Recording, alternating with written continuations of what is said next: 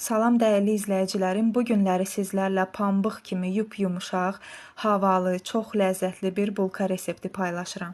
Əvvəlcə apara hazırlayırıq. 250 ml ilıq südün üzərinə 1 çay qaşığı yarım quru maya, 1 xörək qaşığı şəkər tozu, 2 xörək qaşığı un əlavə edib qarışdırıb 10 dəqiqə saxlayırıq. Daha sonra 50 ml duru yağ, yerdə qalan şəkər tozu, 1 çimdik duz, 1 paket vanil, 1 ədəd yumurta və 1 xörək qaşığı xama da əlavə edib qarışdırırıq. 200 ml stəkan ilə 4 stəkan yarım unu da hissə-hissə əlavə edirik. Daha sonra üzərinə 1 xörək qaşığı kərə yağ da əlavə edib xəmirin üzərini örtüb 1 saat mayalanmasını gözləyirik. İçlik üçün mən qarağat götürmüşəm. 1 stəkan qarağatın üzərinə 1 xörək qaşığı qarğıdalı nişastası əlavə etdim ki, bişəndə xəmirə su salmasın.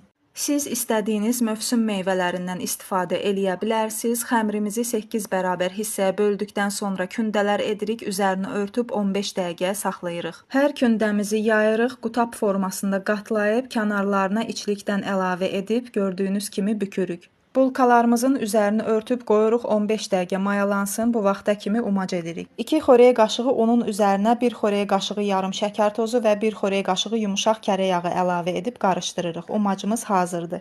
1 yumurta sarısına 1 xörək qaşığı duru yağ əlavə edib üzərinə çəkirik, umac səpib 200 dərəcəli sobada 30 dəqiqəyə bişiririk.